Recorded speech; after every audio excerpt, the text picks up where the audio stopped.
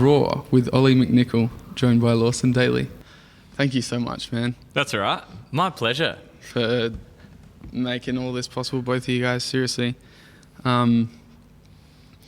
It was really, really perfect timing. Like, when I knew this is what I wanted to do, you hit me up. I already had Christian sort of in mind, and everything was just ready to go. Yeah. And so, as much as I knew it was something that was going to happen, and I was going to make this shit happen, I knew that a little bit of a push would be helpful, and that was you. So yeah, you needed it. Yeah, you so needed thank it you, for man. sure. I think you knew that, but My thank pleasure. you. Love it. I'm just glad you're being more vocal about your ideas and what you want to do and doing them. You definitely needed that little bit of a push, but we all do sometimes for sure. And it's funny how easy things can happen or not happen. Like you can convince yourself 1,000 times not to do anything unless you get that little bit of a push. Once you do it, it's actually pretty easy to sort out. Like it really was. What is it, like 2 messages to Christian, to me, sorted out a few date changes and things. Really wasn't that difficult though. Yeah. Yeah. Yeah, no, it all just fell into place. Yeah, sweet. Yeah, man. So for those who don't know you already, what are you all about, man? What are you doing? Where are we? My name's Lawson Daly. I'm 24. I'm a strength and conditioning coach. We're at my place of work, high intensity team training. Basically, think functional gym, not quite CrossFit, but just good vibes. Group classes. I played soccer until I was 18. Decided I wasn't that good, so to give it up basically. I wasn't going to make it, which I'm fucking glad I did. Then really decided that I love the training side of it. I always had. I was more of like a fitness person than like a skillful person. And then had a gap year after year 12, worked at a salmon production place. Wow. Yeah, just standard like post-school job. Then enrolled in exercise sports science. Did like a year of that, or a year and a half. Then went traveling for 6 months. Came back. Knew I didn't want to go back to what I was doing before in the salmon production place. It just wasn't like as progressive as I wanted to be. Wasn't a career. And then I did my like PT certificate, Cert 3 and 4, just so I could start training people. Then started doing that and finished basically my like 2.5 extra years of like my last 2.5 years of exercise sports science, while at the same time coaching people. It was kind of like my first experience with coaching people too, so I'm like super glad I did it. And then I've been here for just over 2 years. So I was basically running a full-time PT business or coaching business, finished uni, and then from there I went and worked at Sturt Football Club doing strength and conditioning, and I'm here today. So yeah, basically that's kind of a bit of what I've done and where I've got to where I'm at now. Now a lot more of what I do is strength and conditioning based, very long-term educational work with clients. I'm really big on that now, where a client should pretty much be self-sufficient after 3 to 6 months of the basic stuff, and they come to you for more advanced work. So that's kind of what I do as a coach. That's a huge thing, man, to be so willing to get that client to the position where they can go on and do everything themselves. That's a very there's so much respect in that, I feel. Yeah, I think that like a lot of coaches or anyone that has a service-based industry doesn't want to they're very like reluctant to teach anything, being scared of losing work. They're like, no, but if they know what to do, they won't need me. And it's just like, if that's the value that you put on yourself, of course they fucking won't. Like, I try and get my clients to where they are self-sufficient and they do that, and they're just like, it's funny because people think like, oh, you teach them all this, they'll leave. They don't leave because they respect everything you've done for them, and they now realize how much more you have to give, because they've seen like, oh, you've been able to do this, this and this with me, and I know how to do it. They're like, you must know a lot more. And I'm like, yeah, obviously, but it's a very cool place to be. So that's kind of the road I want to go down, is through education, through Gen Pop, surprising after working with quite a few athletes. The education through athletes is not very high. They're just very good athletes in general. They don't need much help. So I really like that, the Gen Pop educational role. And that pathway is very impactful. For sure. And you just did the workshop. Who was that targeting? Yeah, so just ran my first workshop 3 weeks ago. 3 weeks ago? Yeah, 3 weeks ago. So that's just basically targeting people that, two target areas, wanted to make a bigger change than they're currently doing, realizing that they probably don't know enough to get the results they really want, and as well people that want to get into training, nutrition, and just do it right from the start. Like the most expensive thing you can do as far as getting a coach is to get the wrong coach or to get someone that's not that good. So it was targeting people that really wanted to know how things worked, what doesn't, what they should focus on. And yeah, it was a day of basically goal setting, nutrition, training, and it was really cool because everyone who came left with a really pretty thorough plan of what they should be doing for the next 6 to 8 weeks. So you didn't just come and get all this info. You got info that you can then apply to yourself. So that was really cool. And even like one of them had like 2 events on in the last 2 weeks, and she's already down like 1.8 kilos. And it's like, because she has an actual plan, she can get stuff done. So they're now existing clients, like for you? One was, and then another was someone I've just helped out through social media, asked a few questions, that kind of thing, who was like, finally ready to come to something that was cool. But yeah, so another one running on the 7th of December.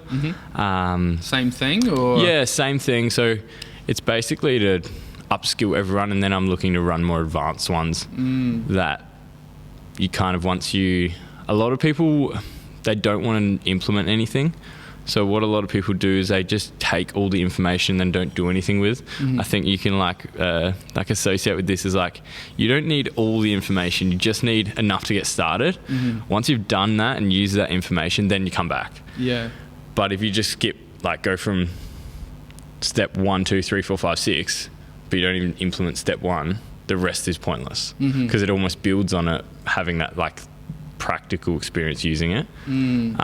So looking to run that one on the 7th, and then further ones early next year. Sweet. 7th of December? Yeah, 7th of December. That's soon, man.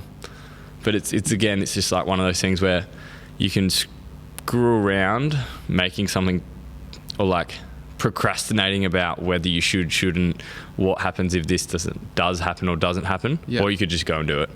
And I think that's where like so many people are held back insanely in life, is just like, they'll try and make something perfect, and that's a good thing as long as it doesn't hold you back from doing it to start with. Like seeing people with a business idea or a podcast idea or a book or an ebook, and they're like, oh yeah, I'm just going to spend the next 18 months making it perfect and never do anything about it. Or you actually do act on something. I'm guilty of it. Well, that was like when you came to me and when you came back from Melbourne, and I heard, don't know if it was through you or Tom first. I think it was through Tom actually, that you wanted to do a podcast, and I was like, I'm gonna force him to do it because I know what it can be like, and if someone forced me to do it, I'd be like pissed off. I'd be like, damn it, now I actually, like someone else actually having to do it, like make me do it. Little bit annoyed, but also super thankful because I'm like, pushing it ahead. So as soon as I heard that that's what you wanted to do, I pretty sure I bartered you. I'm pretty sure I was just like, so when are you doing it? And you're like, oh, and I'm like, what do you need to get started, this and that? And you're like, I don't know. It's just like, well, like list, what do you need? And just like, go get those things and let's do it. Yeah. You were on my case. Yeah, I was on your case hard. I hope that was all right, but I'm glad we're here. Perfect. Yeah. It didn't, it's honestly, obviously first podcast. How did you feel going into it after, like, how did you feel after putting the idea out? Then how did you feel? To be completely honest, up until this day, it was just a thought. And even up until Christian said we're rolling, it didn't quite feel like I'm going to do this.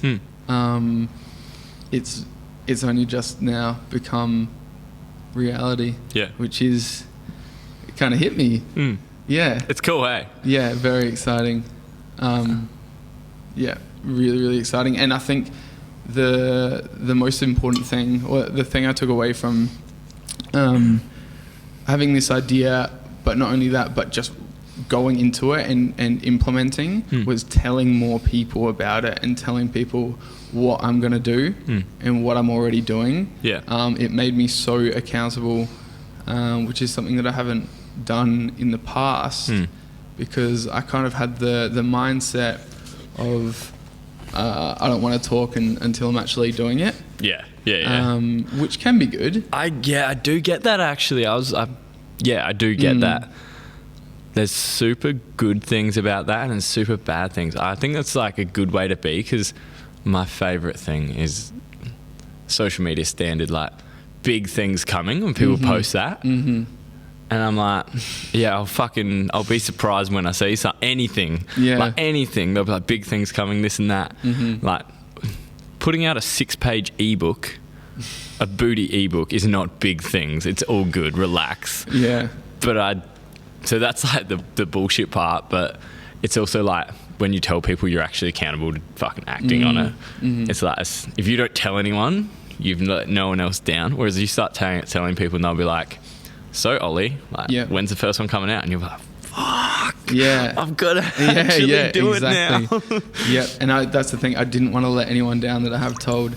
But it's very interesting. So there's only one person who I did not tell, who's probably the closest person to me, Nick, the guy that I was telling you about before. He's my training partner.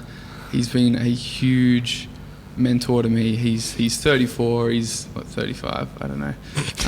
But so he's married with kids. He's a dad. He's much older than me. And he has taught me so much. And I trained with him this morning. What? Why didn't you tell him? What? I don't really know. Tell me really why you didn't tell him? It just didn't come out. And it didn't feel like it should come out. Yeah. I think this is kind of almost like a bit of a surprise. Like, is it for him? Not like a surprise for him. Yeah. And I know. I want to make him proud. Because he's very much like a father figure to me, and has been for 3, 4, almost 5 years now. So that's here cool, it is, though. man. Yeah, sick. Yeah. Nick, this is for you. So, are you going to shoot me a question? Yeah, sure, because man. Tell me about your own training. What are you doing right now? Fuck. This is literally what we're just talking about. About like, you don't say anything to anyone and you don't have to like do anything about it. So like probably last 6 months, my training's obviously gone from soccer training to quite a bit of like 18-year-old standard. Like I don't know what the fuck I'm doing in the gym. Like I was doing bicep curls, I don't know, standard, they're the best. But and then like a little bit into CrossFit, did that for a while, and then going into S&C work. Then last year was a big strength year for me, got a lot stronger. Started this year was a big aerobic block. So the run of the mill and CrossFit Lactic are running a 3-person CrossFit comp next February, and it popped up last night, and I was just like, I've been tossing up like what I would do, and some mates won a competition on the weekend, down at the Barossa, and I was like, fuck, that would actually be something I'd be into. So yeah, that's my next training thing. So as of today, starting to train for that. Yeah. Dylan Taylor's already said he'd volunteer, so I've got to rope in one other person because it's a 3-person comp. Yeah. Also, you don't have the third person Nah, yet. I haven't decided. Yeah. Taking... Don't look at me. Ollie's like, just hopefully deadlifts. Just something really heavy. I'd be okay with that, yeah. Yeah, sick. I'll rope you into it. Just start training full cardio for the next 3 How months. is your cardio at the moment? currently? It's probably not as good as it's been, but I've generally got a pretty good baseline. Just from years and years of running for soccer. I'd like, and probably only takes me 4 weeks to go from all right to like pretty good. It's just all of the movement standards and stuff like that they have in it that I'll just have to throw around a bit. I adapt quite quickly to like different forms of training.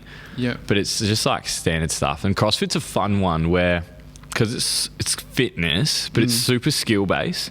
So if you can't do ring muscle ups, you're fucked. And if they come up and you can't do any, you get 0. Yeah. So it's kind of that cool, like fun thing where you've got to be fit, strong, but also be able to do movements that are a bit harder. It's the ultimate all-round sport, It isn't is. It's almost like the sport of going to the gym. It is. It's like all it is like you do your normal gym work and then you have to beat someone's time of doing it or the weight of doing it. And I think it's given like a competitive edge to a competitive nature to going to the gym after like a bodybuilding, unless you're stepping on stage for a bodybuilding comp, you kind of sometimes go to the gym, it's not competitive, whereas I think CrossFit gives that almost competitive nature and competition in the workouts in a good way, but also that can be pushed to a bad way where people just start being dumbasses with doing stuff that they like shouldn't be doing, or they see someone doing something that they think, oh, I'll try that. It just doesn't work, and they shouldn't be doing it. So yeah, that's my next training thing, is training up for that. Yeah. Me and Dylan, I'm gonna call him out on it now and say he has to do it with me, because he's been doing like a bit of conditioning lately and like CrossFit work. Yeah. So 3rd person, applications open. Like hit me up if you want to do it with me. I freaking love Dylan. Yeah. So that'll be something fun to kind of work towards. And I was saying before, I'm very competitive when I'm doing something at the same time as someone.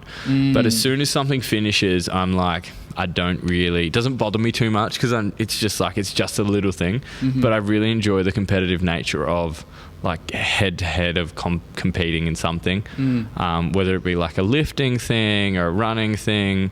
So that's my next thing to go into. Have you ever considered bodybuilding? Has that ever been something that you've kind of wanted to go all in on? No. Like a few of my, like one of my clients, Jake's an absolute weapon. And he's like bodybuilding ICN Pro and stuff. He asked me, and I'm like, not at all. I think everyone goes to the gym some part in a bit of a vain way of wanting aesthetically to look better. Some people, that's a lot more than others, obviously. And for me, it's a little like there's a part of it, but it doesn't appeal to me at all to step on stage or to get super, super lean. And I think a lot of people that do bodybuilding is like underlying issues with themselves to try and prove to themselves that they're good enough, worthy enough, whatever. And I think a lot of it is denied, like flat out denied, with the idea of like, nah, I just like to see what my body's made of and what I'm capable of. And it's like, that, or you're punishing yourself with grueling training, grueling nutrition, and to get like stupid lean to show your mum, who didn't give you enough attention, that you're good enough. Yeah.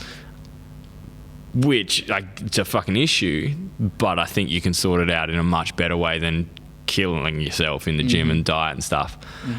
Yeah, 100% agree. I mean, not everyone, obviously. No. And there are people who I believe are just born to do it.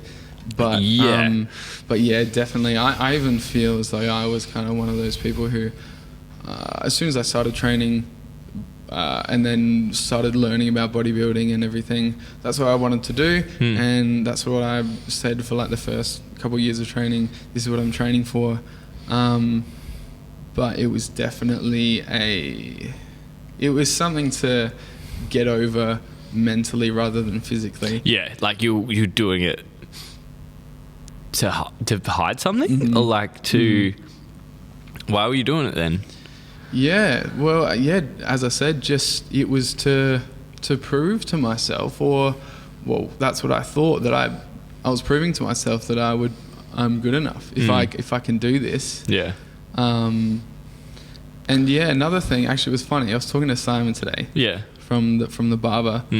Huge shout out to him actually. He's a solid dude. Yeah. Shout out to Simon, Royal Moody, down at Glenelg Standard.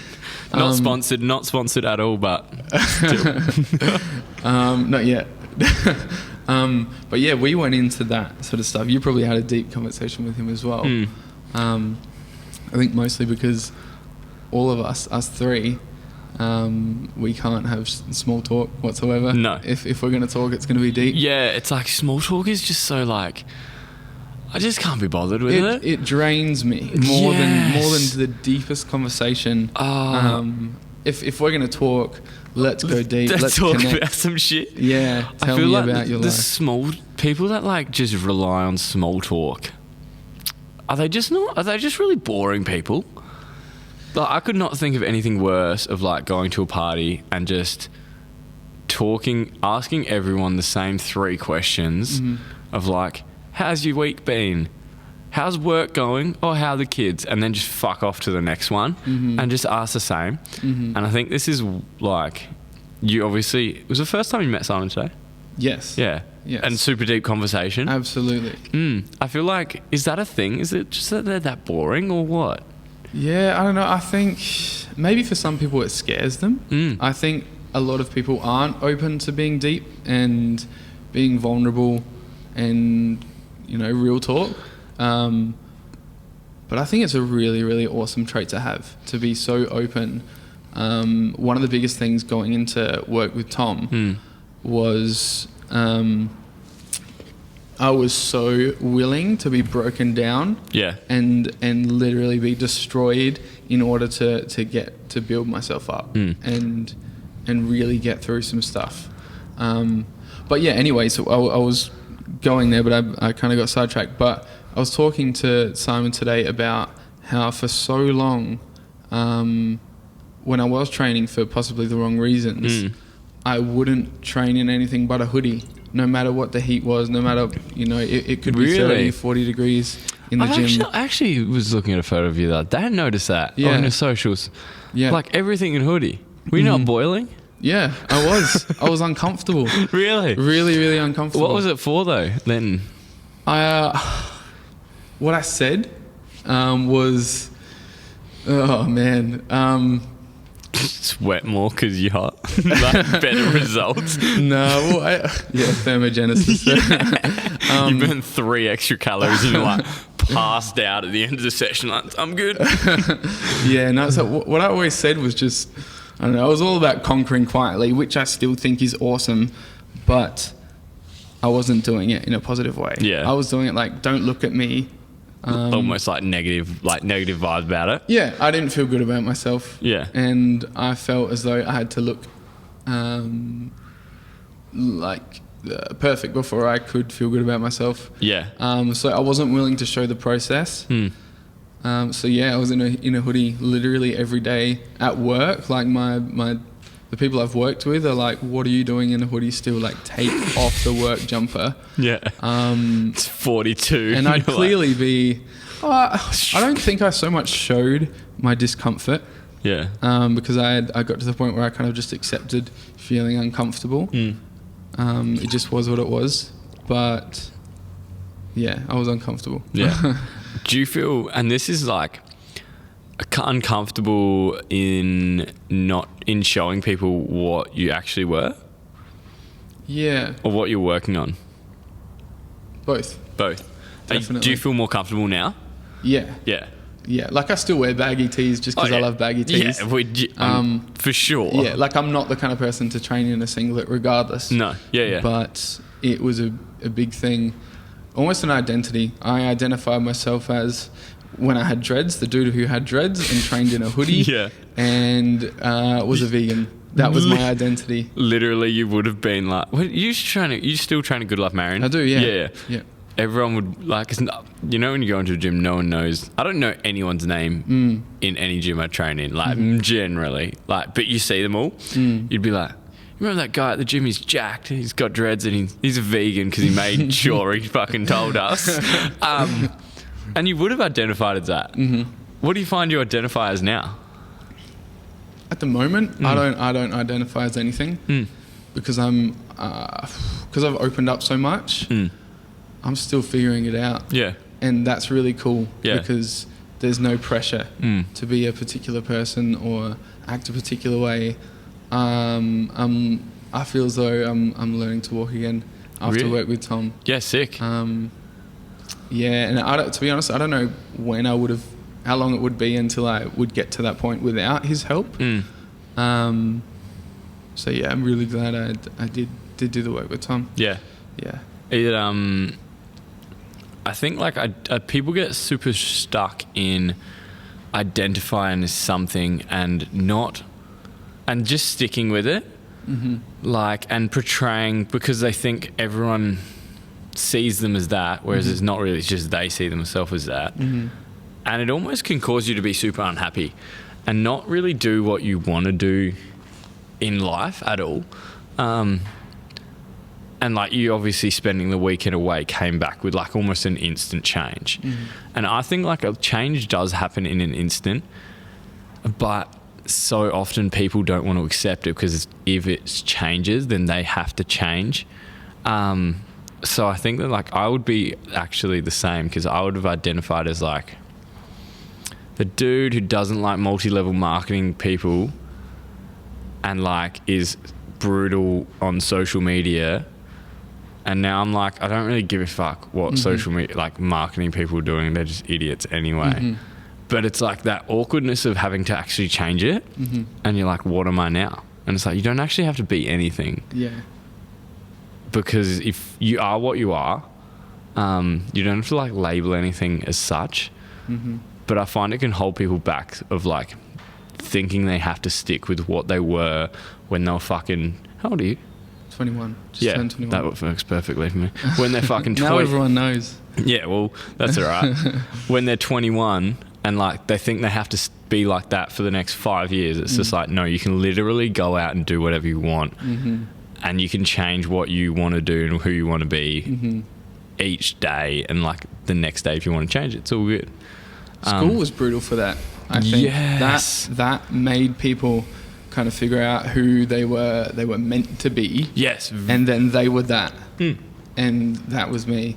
And also like that period so the last, I don't know, I guess 8 years. So your whole childhood, you experience a lot of shit, whether it's like literally, you know, things going on at home or whatever it is.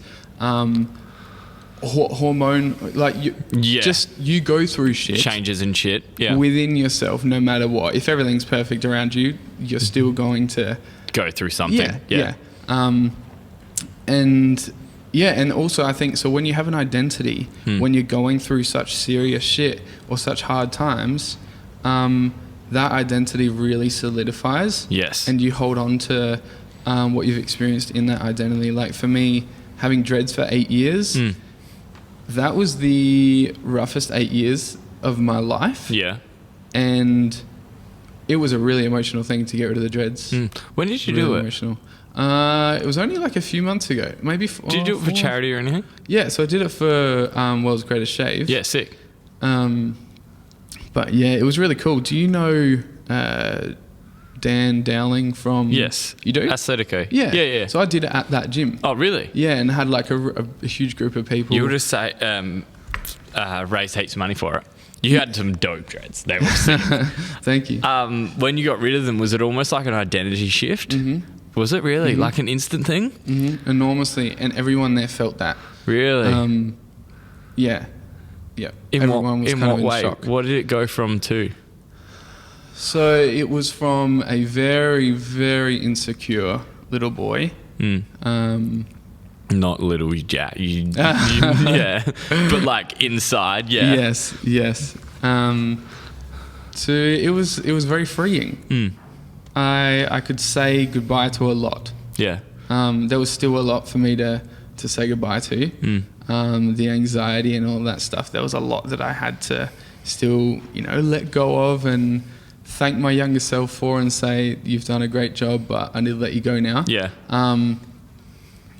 But yeah, it was just very freeing. Very, very freeing. It's funny how like something like that can be just held up in a physical thing, like as far as hair, which means that nothing means anything, but has no meaning, but you attach to it, and like getting rid of them, obviously, if charity and stuff's sick, would have been super hard to like know that you can't, you can no longer like hide behind it of like, nah, I'm the guy with the dreads. It's like, you've got no fucking dreads anymore. Who are you now? And you've almost got to like, it's scary because people don't want to go do it because it means that they maybe actually have to fucking achieve what they are set out to achieve. Whereas it's like, nah, if I'm just the guy with dreads or whatever, I'm just that. And it's like, as soon as you take that away, it's just like, oh, maybe I'll actually do what I'm fucking have the potential to do now, because you don't also have to associate it with it. 100%. Yeah. And I reckon that's one reason why people are very attached to what they think they are when they fucking know they're not. Like they almost have this look about them where what you see is like, you're like, why the fuck are you doing this to yourself? You know you don't want to. You know you want to go do that other thing, but they really do hold on to it. And I think it's not until you stop caring what other people think of you and what your ego thinks of yourself where you can actually get rid of it and properly accept that what you want to do is okay.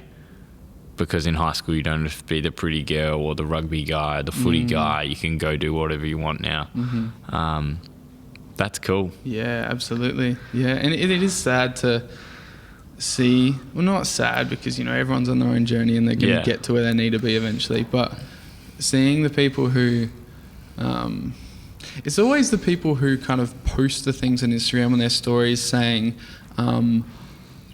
like, I am great, or I'm going to be great, or I am... all those sort of affirmations that if they were actually doing it, they wouldn't have to say, I'm doing it. Yes, it's so fucking good. Yeah, I agree. Social media is like...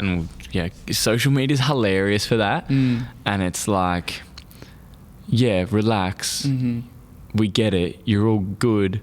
We don't need to hear it if you were. Like, the people that are actually fine... are not posting that kind of thing. I don't know whether you see it, but I see it all the time. And like people you know the backstory of, or people you know more about than others, and they post it and you're like, what are you talking about? And they're not happy with themselves and they're not kind of thing. It's like you can't want something you can't want something you have. Yeah. So it's like, social media isn't the place to get it. No.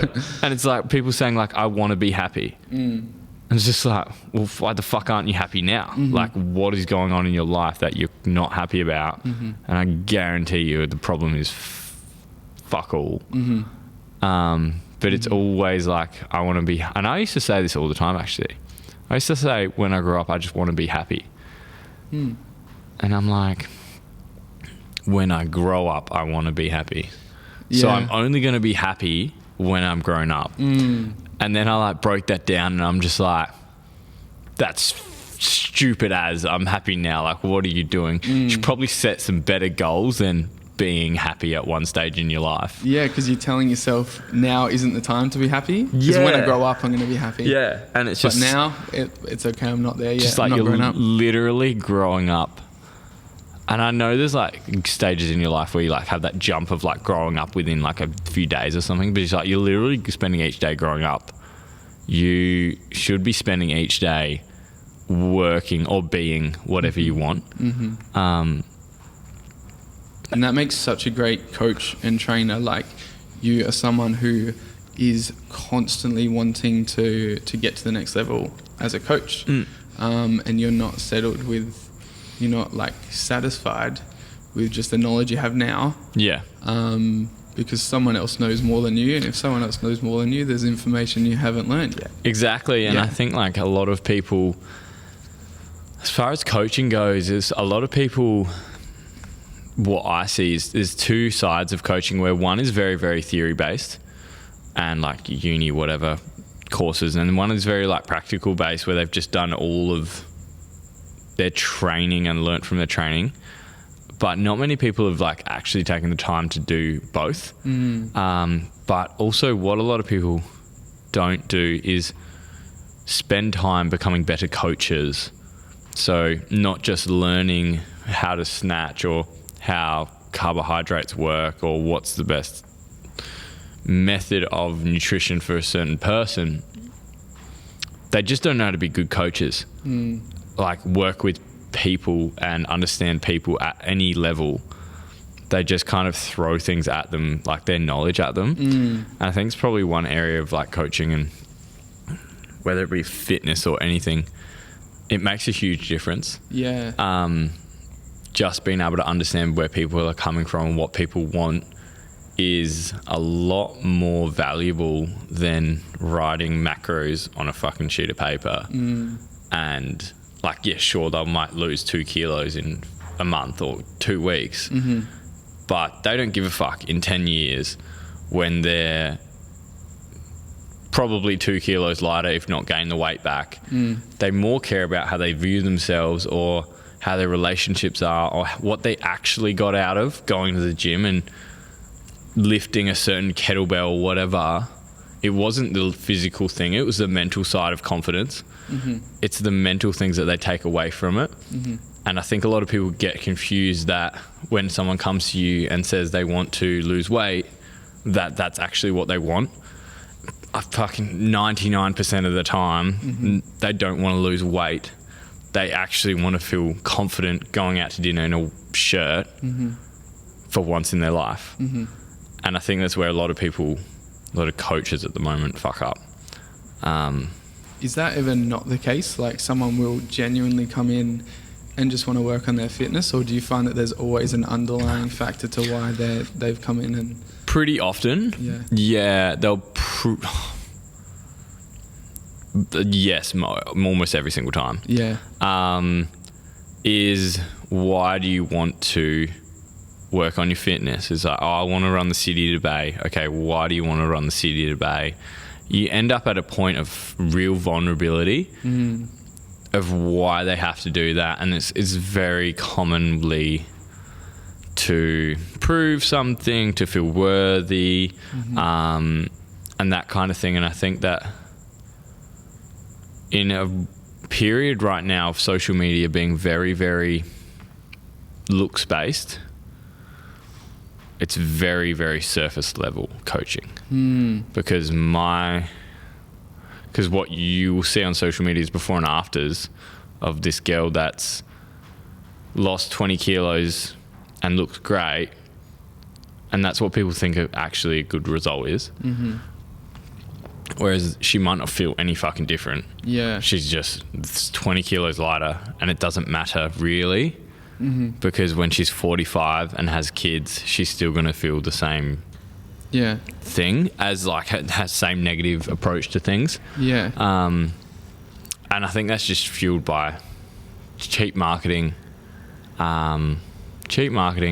Coaches just looking for money grabs, and not really caring about what actual changes are occurring.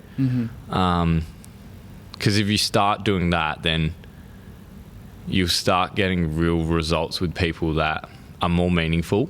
And like a weight loss goal is never a weight loss goal. To be like, never is a weight loss goal, because the best example is like How much do you weigh? 98. Yeah, so if I got someone in and they're like, I want to lose weight, I'm like, would you like to look like Ollie? They'd be like, yeah, for sure. Like, yeah. Surely they'd want to be bigger than that. Like, they're like, would you be all right looking like Ollie? It's like, yeah, it'd be good. Like, that'd be good. It's like, so you don't fucking want to lose weight, do you? And they're like, oh, actually, no, I don't. It's like, you want to change how you look. Yeah. Then that kind of opens up. And this is where, like, a lot of people would just take it as, like, I want to lose weight. It's like, all right, Sally, let's fucking go lose weight. Let's go on the elliptical trainer. Yeah. I'll just pay me $80 an hour and I'll stand next to you and watch you. Standard trainer. Yeah. And that's, like, kind of where they get cut off, is, like, that's as surface level as they get compared to that opening question of, like, but what if you look like Ollie? Well, I'm sure Sally doesn't want to, but she probably wants to look like some other girl. I think that just opens up that whole new realm of coaching that I think not a lot of people have gone into because it's much harder. Yeah. What are your thoughts on people coming straight out of, I guess, their course, their PT course, even if they have been training for a little while, but putting information out there publicly straight away?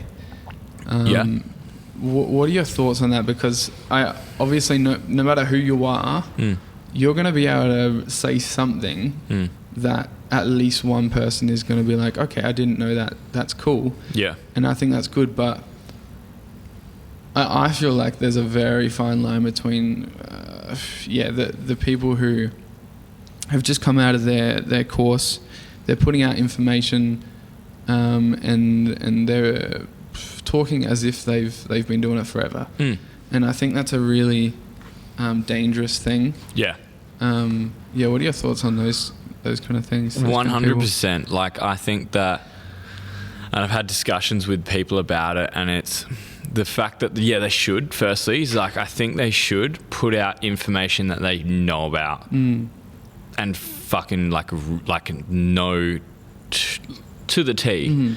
And not just have just heard it. No, and this is where it's come from, is like, people will put out something that they just heard and have no reference and haven't really checked in it, like fact-checked anything.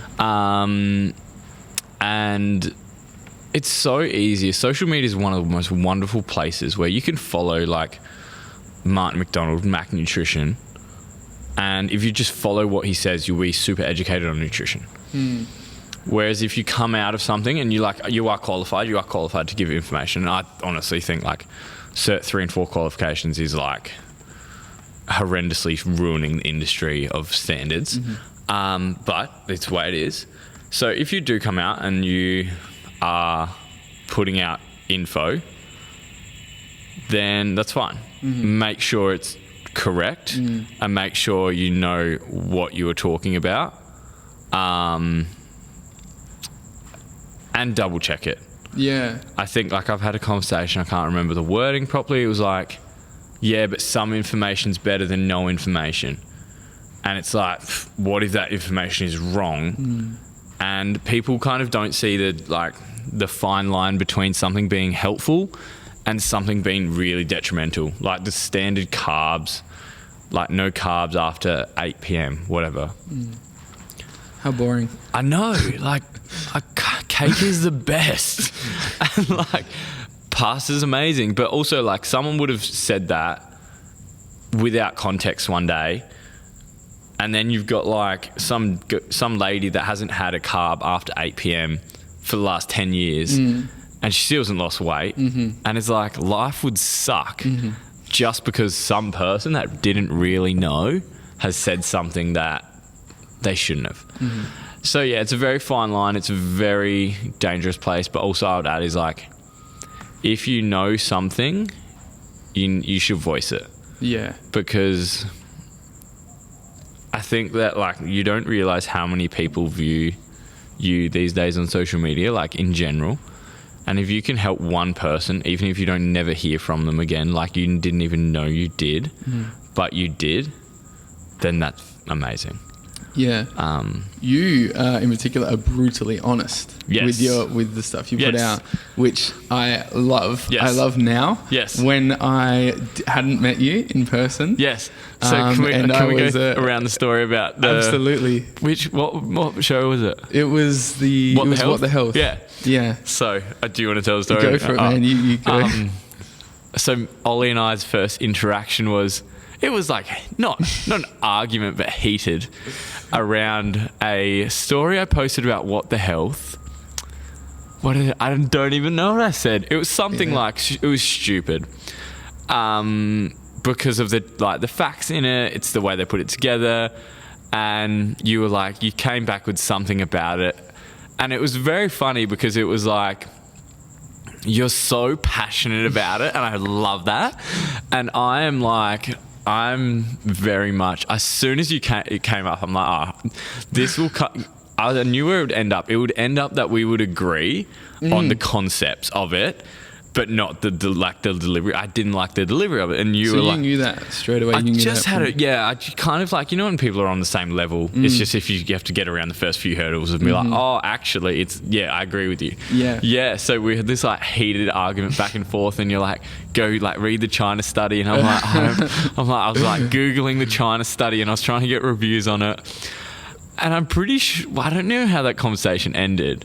I don't know. I think we just came to the realization that it was like, we're actually on the same page. Yeah, it was kind of like, and it's what I'm like with most things is it's falsely put across, but probably fucking eat more fruit and veg, honestly. I saw something the other day. It's like, your mum and dad tell you to do it your whole life. Yeah. Eat more fruit and veg, kids, eat more fruit and veg. They put out one shitty documentary and everyone's vegan. But ethical reasons, unreal. Like, for sure, I'd never even argue that. But it's like, just the way they put it together was so funny. Yeah. But then in the end, we basically ended up agreeing on every concept once we just went around that like Except hurdle. the delivery, yeah. And that was me. I realize now that wasn't you. No, that was me being so funny, isn't it? Yeah. That's and why before, when you said the identity of the vegan, I don't think I've heard anything you've said recently about being vegan at all. No, I don't talk about it. Not because I'm at all ashamed. No. I love what I do. I love what I'm all about and supporting, and I'm making a difference myself. Yeah. And for myself. Yeah. I don't give a shit how much of an impact it has on the entire world, but I'm making a difference myself. Yeah. But yeah, I don't need to tell people. I kind of never have been someone who felt the need to tell someone, but I no longer need to defend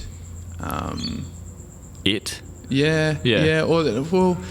Defend the way that these documentaries have voiced it. Oh, and you could put something together that's way better, and this is like the annoying thing is that like, I think they can. I know they can put something way better together because it's a great thing. It's a great like opener to improving everyone's health. You look at the standard American diet, and I think they did something in Game Changers about like comparing veganism to the standard American diet, and I'm like, literally you could do anything but the standard American diet and you get great health benefits. True. Like Exactly. It's fucking horrendous. Yeah. And it's like, yeah, people should eat probably more fruit and veg, and of course it's going to be super helpful, and ethical reasons are there, this and that, and they just do it so badly. Yeah. Is that something you would want to do? Absolutely. Yeah. Yeah. And I know that's as happening we look for at Christian at some point. Yeah, as we look at and Christian, I would love he's to like, be a part of it. Yeah. But yeah, 100%. It's something that needs to be gone about in a very different way. Yeah. It's hard because I think the biggest thing that people need to be conscious of is the morale around it. Yeah. I understand not everyone is gonna has the heart or really cares, but that's a big thing. Yeah. That's my biggest reason. That's why ethical or for I didn't even really know much at that point. Yeah. I just knew I didn't. We're born as compassionate human beings. We are so deeply. We are compassionate human beings and living things, and we're learning so much as we progress in life, and the knowledge that we have. Yeah. And we can be better people. And that's just not to other people. Yes, I agree. Like, and is what defense do you have to tell me that anything I just said is wrong? No, it's not. And so I think that needs to be touched on. Doesn't need to get soppy. Doesn't need to get sad and show graphic images. That's annoying when they do that, isn't it? Yeah, but be realistic. Like, I'm not a dick to you. No. And so I'm not going to be a dick to a cow or a pig or a dog or anything. Yeah. Because I'm not a dick. And you that aligns with you, doesn't it? Yeah. Absolutely. And I'm not saying that people who don't yet have that understanding are dicks at all. No, I'm not at all saying that. And this is where, like, I think that people, like, there's just this, like, you're either with us or against us mentality of, like, that doesn't need to be, hey? Yeah. I think just be conscious. And it's, like, I would never tell someone what they cannot eat. Because if you start that opening that book of telling people what they can and can't do, where does it stop? It's almost like, no, you should or you can or cannot eat meat. Then the next one, you know, how, like, you can just see that natural progression of, like, really controlling of what people do, and, like, freedom of choice starts getting almost, like, a bit dubious. But yeah, I feel like there's a lot of, like, that them against us mentality with veganism and not being vegan. Yeah, I don't think I fit in anywhere. Because you'll probably never hear another vegan say this, but I actually have a lot of respect for conscious hunters, people who hunt. People who hunt their food. I actually have a lot of respect for them. Cool. Tell me your thought pattern. Because your train of thought with it. They're respecting, well, first of all, their body. Yeah. They know exactly where it's come from. They've seen it. They've done all the hygienic things necessary to make it ready to eat it. Yeah. I understand that it's a primal thing as well, in some sense. Not where we're living here. We're not, here in Adelaide in the city. We don't need to be primal, and it's all good. and we're not going to. Yeah. But they're so much more conscious. They're not going to the shops and buying packaged meats or eggs or anything like that. And I think that's a lot more respectful than doing it. Door shut. You know what I mean? Does that make sense? Yeah. I'm just getting Christian to shut the door because of the truck. Standard. I'm going to get so much hate from the vegan community for saying that. I agree. Then I've heard that, like, argument, and, like, I never agreed with hunting, and then that but this statement of, like, it's the healthiest and nicest way to get your meat. You're doing it. There's minimal pain and suffering to animals. It's primal, and it's kind of like, if you're gonna do it, you may as well do it that way. It's just do it yourself. Do it yourself. And it's so often that people will just be like, I care about this and that, and it's just like, you go to the butcher or supermarket and you get your meat, and I'm not saying you need to go hunt your meat. But I agree, it's a way to do it that you can definitely, it's just quote unquote better way to do it. When was the last time you've eaten meat then? The last time I ate meat knowingly. Okay, let's go knowingly and unknowingly, because that'd be funny. Good. Knowingly. Well, I was vegetarian for 8 years. So pretty much the entire time I had dreads. Yeah. which was funny.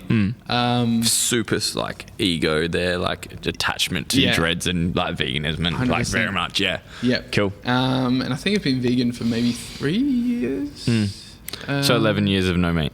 Yeah. Consciously no meat. Consciously no meat. Then tell But me it's- the it's non-consciously one. I Yeah. want to hear the stories. So sometimes you just cannot. You're like, it's I gonna just happen. like, I went to Hungry Jack's and they had a Whopper there. I don't know. I mean, I didn't accidentally order a Big Mac or anything like that. Okay. But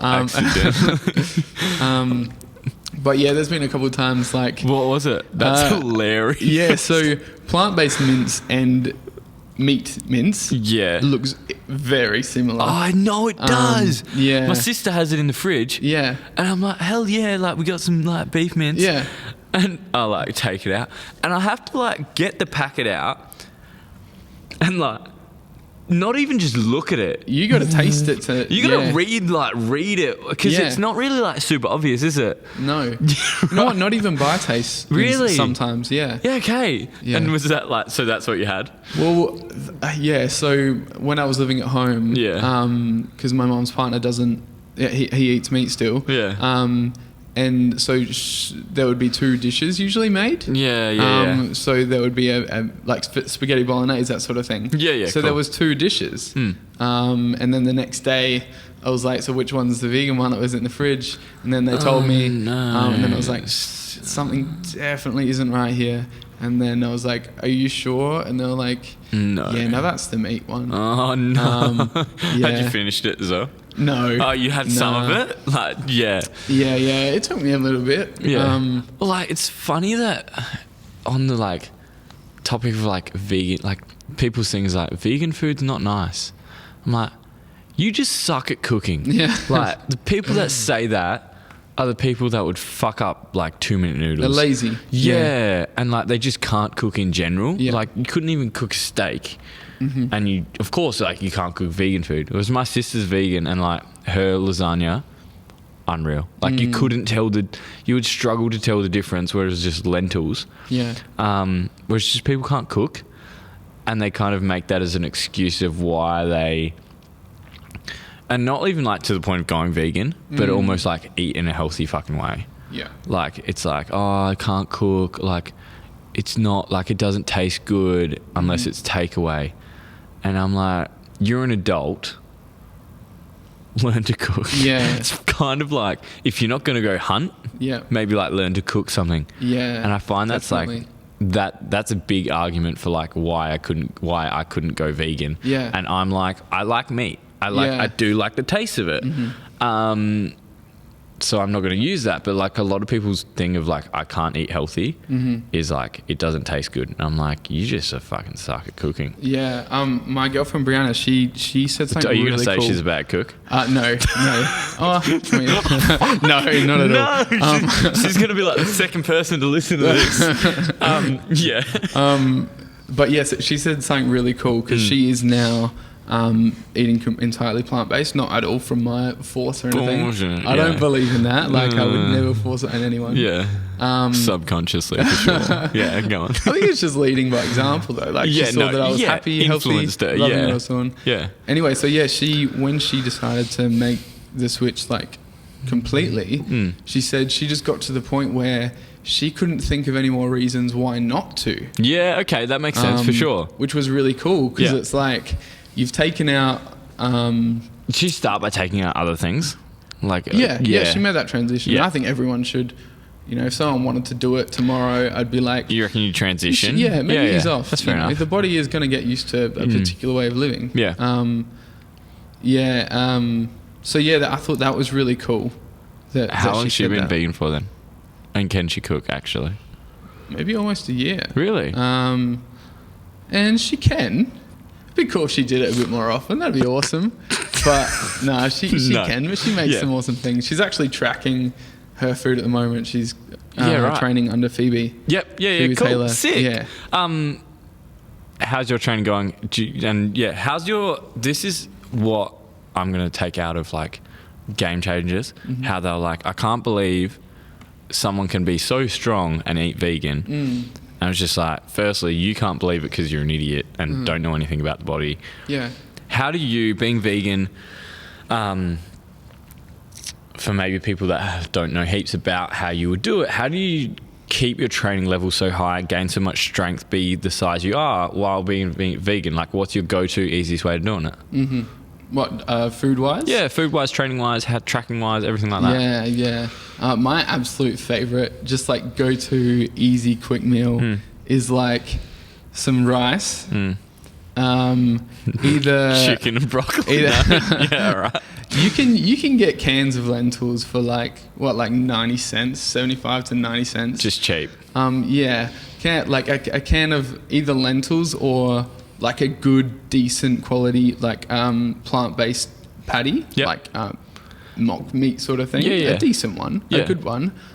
So yeah, just that with rice chopped up, like the patty chopped up, and then roast veg. Yeah. Together, that is wicked. Yeah.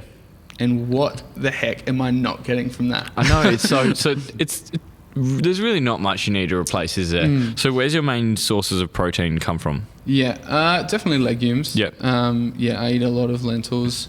But also just the things that are, yes, high in carbs, like things like pasta and stuff. Yeah. But man, I feel good. It fuels me to train and do what I've been doing for a while. Yeah. Even with even more energy. Yeah, well, than I did before. Generally, yeah, you would.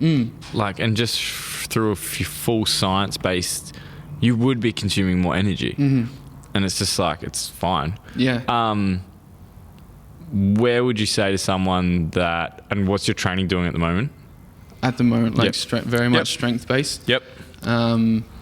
Yeah, strength-based. So it's starting with like a compound movement. Today it was like legs. So 3 sets of 6 back squats, like low bar, and then 7 sets of 3 high bar. So a lot of volume. Yeah, that's heat. That's like a volume. Whole week of training for me. Yeah. And then just your accessory movements. So we did some lunges, leg extensions. So very much strength based at the moment. How long will that take a session? Ooh. How long are you in the gym for?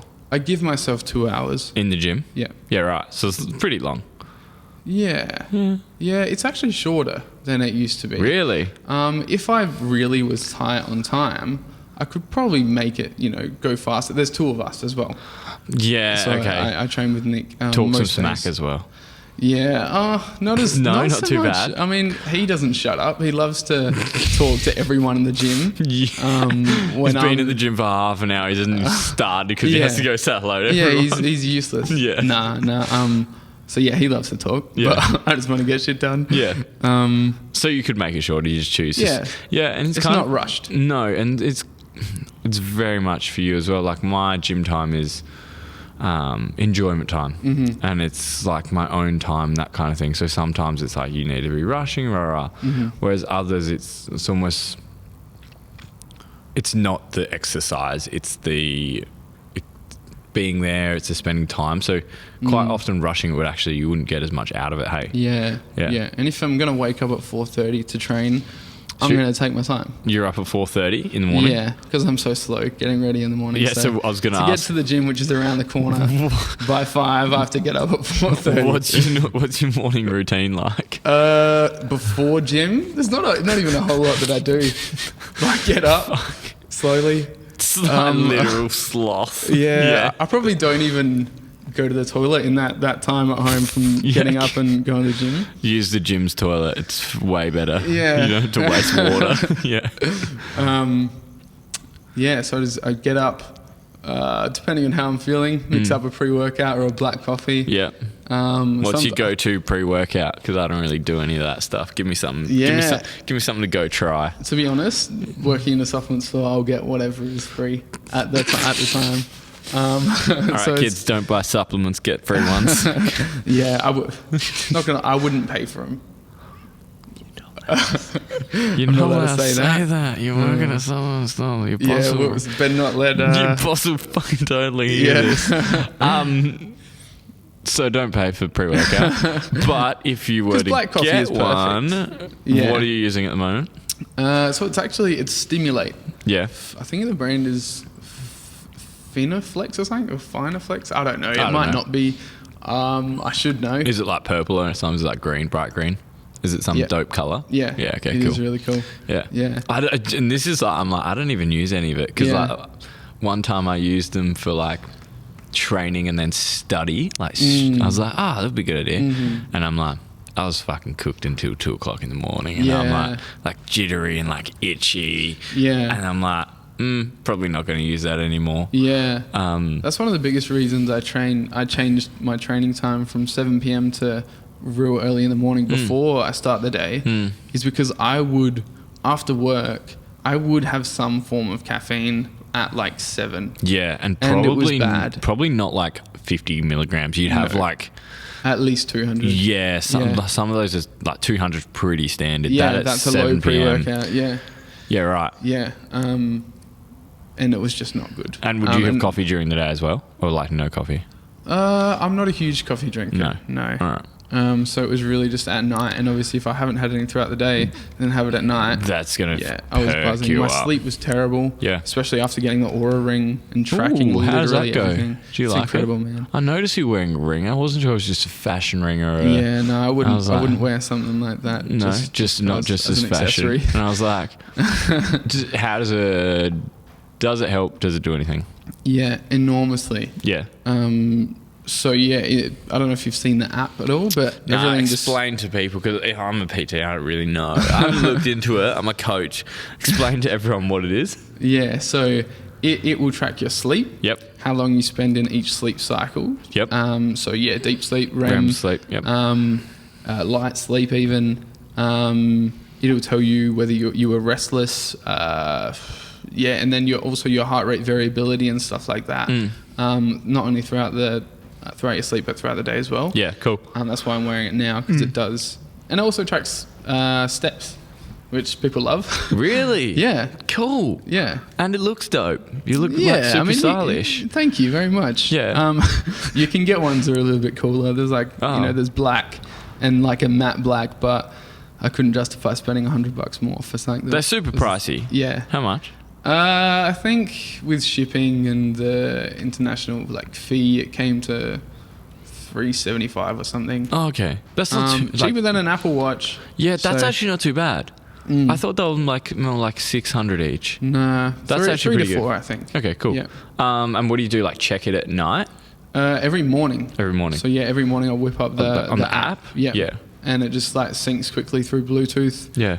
It's pretty amazing actually. It's got like a computer in it. Let me have a look at this thing. Yeah, it's pretty cool. I'm gonna walk out with it. I'll be like, it's just. You'll be like, what? Oh yeah, right. It's got all like microchips and stuff. Yeah. I couldn't have told it was an Aura ring. Yeah, it's amazing. Yeah, dope. Yeah. That's pretty cool. It's very because I've seen those Whoop bands. Have you seen those? No. Similar thing where you just wear it's like a band, but it's got no time or anything on it. Oh, okay. It's basically that. Yeah. The Whoop band tells you to rest or whatever. But it's the same as that, but it's kind of gets in the way. Yeah, this actually does tell you when you need to pull back. Oh, really? So it does? As well. Depending on where you're kind of not tracking along so well, it will give you feedback and tell you this is what you might need to consider changing. It's has that helped heaps. For sleep and stuff? Yeah, it's taught me so much. What was your sleep like before? It would be interesting to see what it was like well before I got it. Because I started getting into helping it. So it's you haven't gone from terrible to good, but you've gone from not bad to good. Yeah, exactly. Yeah.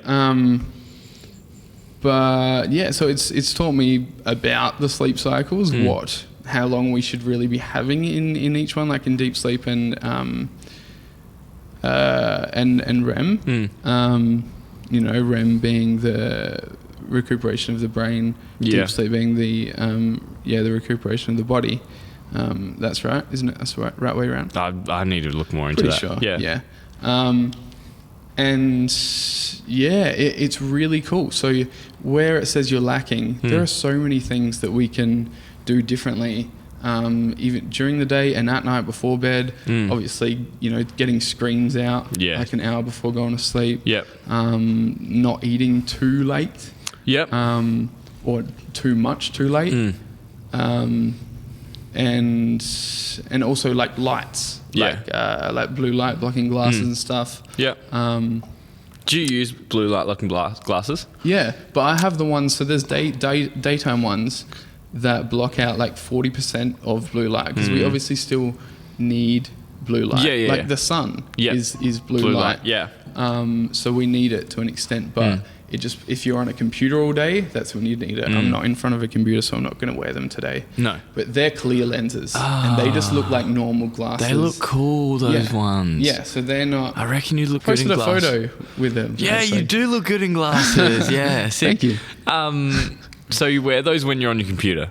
Yeah, and at work, obviously, standing in front of the computer all day. Yeah, like doing whatever on it. And you get headaches, really bad headaches. Yeah. And they've helped heaps with that, the daytime ones. Yeah. And then at night, I have the orange lens ones. Do you have the speed dealer ones? Yeah, the real ugly. Do you have the speed dealer ones? I do. Yes! Yeah. I reckon like if you're going to wear like shitty orange glasses...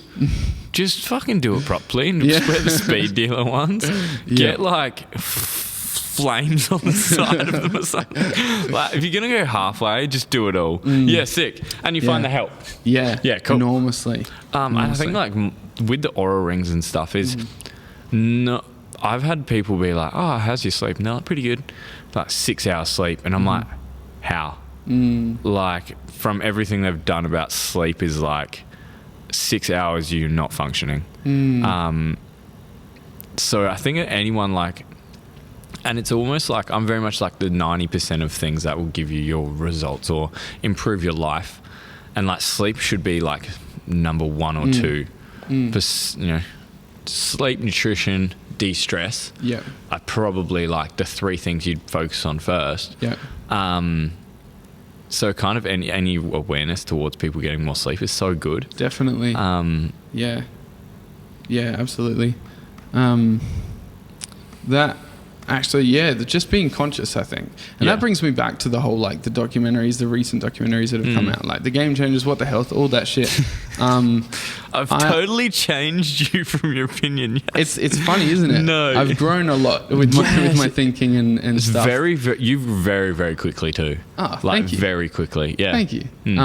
But yeah, the way I see it is, you know what? If these things are opening anyone's eyes whatsoever, even if it's just instead of having a dish with meat and a side of veggies, instead of having a meat with dish, a side of veggies, have a veggies with a side of meat dish. Yes, yeah, cool. If that's the only difference it makes in someone's life, then that is freaking awesome. And I would agree with that absolutely. And it's just a shame that they're done so poorly. Yeah. It's what you posted something about it that was good. Is like it starts a conversation, and that's a good start. It's better than nothing almost. And it's what a lot of people don't do is we've probably said it like 3 or 4 times already, but like making something perfect before doing it, it doesn't work. Like it wasn't perfect, neither of them were, but it started a conversation. Exactly. Maybe better than nothing. Exactly. Like I see heaps, like one person I know has gone vegan for his contest prep, and he doesn't really know why his coach just told him to. Really? So like stupid, like the stupidest thing, like no idea why. Here in Adelaide? Yes. No idea why he's gone vegan. He doesn't even know, but his coach told him. It's like non-informed at all. And I'm like, that's a really bad way to do it because there's so many benefits of it. You want to know. You want to know why you're doing something, definitely. But it's being that conscious, aware of what's going on around you. I think that like a lot of people aren't in a lot of things in life or themselves, is being consciously aware of why you're doing certain things. It was like that conversation about alcohol and like actually being conscious about, do you want to drink or are you doing it to hide something in your life? Yeah. Or to fit in. Like that's a huge thing, especially through high school. Yes. Yeah, and it's hard to get away from. Do you feel like you're more consciously aware of what you're doing now than you were 6 months ago? Yes. Yeah. In a good way? As in, like... In every single way, yeah. So next, I'm going to say, are you consciously aware about what you want to get to now? Obviously, first thing, how do you feel about almost wrapping up your first podcast? Yeah, we probably should start looking. No, that's all right. At doing that. Hey, yeah. Shoot, let's quick fire questions. No, answer my question first. What was the question? I'm gonna be bossy. Yeah. How do you feel about? I mean, it's your show. Come on. It's not my show. It's your show. I'm a guest. I'm like, as soon as you ask me, I'm like, it's a huge mistake. I'm just gonna talk. I just love it. How do you feel about almost wrapping up your first podcast? Completing it, getting it set up, sorting out, figuring out the first time you've set it up. About doing it again, and how do you feel about how do you feel about it that way? I'm extremely proud. Yeah, extremely proud. Very grateful of the people I've met. But yeah, so proud, and I think it's about time I said that I was proud of myself. Yeah, and I'm so excited for the next one and the next one and the next one. I know it's going to be great. And it's funny, I haven't thought about it in the sense of making money yet. Yeah, cool. But that'll come. Yeah. If I'm good, it'll come. And if you suck, then you can just run those shitty ads that you do before. Yeah, I don't know. Yeah, exactly. Where you listen to 7 minutes of ads before you get to a Joe Rogan podcast. Yeah, absolutely. Does it give you heaps of confidence to do it again? I'd like to do your next one. I'll still be very, very nervous. Yeah. But that's good. I've learned that I've heard so much lately in the last 6 months lean into fear. Yes. And that's just what I've taken on enormously. If you are scared of doing something, it's fucking pretty obvious you need to go do that thing. Very, very obvious. Yeah. So yeah, all signs are pointing towards that in my life right now. Sick. And just doing shit. That's good. All right, hit me. What do you got? Not necessarily any questions, man. No. I mean, how do you feel about it? How do you feel about how this has gone? Good. When Ollie went to Melbourne to do the Transform with Tom Clark, I was at the Igniter and he came up to me and he said, I'd already been to it, and he was like, should I go, like this and that? And I pretty much just looked at you and I was like, you can see it in you that you're just like, you've got something in you that's just not coming out yet. It just doesn't want to. And at that stage, I felt like you just didn't want to open yourself up to it because you fucking knew. It's almost like you weren't leaning into it because you fucking knew that like if you did, something good might happen and then you'd actually have to go act on it. So that was very, very cool. And then as soon as you got back, it was just like, what are you doing? Because I just kind of know how the day runs, what comes out of it. And it's just like, what are you doing? And it's very cool I'm very big on like I don't have a big circle as such, but I have a very, very close circle. And it's very cool to basically like anyone in that, which you are, I'm the pushy guy. I'm like, now let's fucking go do something. I'm like Hal Plane of like, all right, now let's go do it. So yeah, very, very cool. And even like so much in the last 3 months of how you've kind of changed massively and putting your voice out there. And that question you asked me before about like putting your voice out there, I think a lot of people have so much good stuff to say that they're held back from. Out of fear, out of whatever, out of fear of people judging them. That would help so many people. Yeah. And like a lot of people that it's fucked. A lot of people that talk heaps should shut up. You know what I mean? Like a lot of the people that are the loudest should be like, you need to be quiet now. And it's like often people like, and I believe you're one of them, which is the opposite of that, is that you don't put out as much as you should and like your opinion and voice and ideas. So that was the kind of like why the main thing I was like pushing you for it. And when you're asking like if I'll be on it, I'm like, fuck yeah, I'll do it. Even if it's just to make you do it and force you to do it, it was that reason. So yeah, super, super proud of you to do it. Thank and you. obviously to be involved as well. Christian's just taking a photo. To be involved in it as like the first one, hopefully have me back on. Absolutely, man. I'm so pumped. Yeah, we will obviously wrap up in a sec, but what was I going to say? Yeah, definitely. I feel as though, so I'm doing this before anything else, because I've always felt as though I have had a voice but didn't want to say anything too loud. And I know that there's so many people in my life like yourself that have so much amazing stuff to say and to talk about.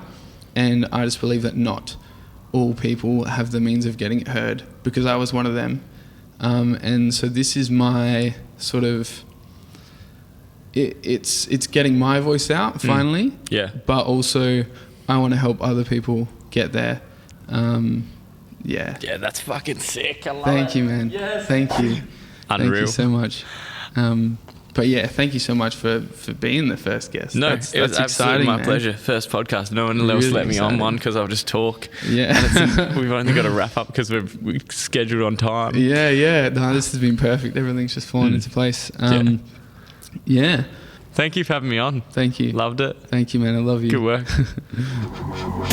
Nice. Sweet.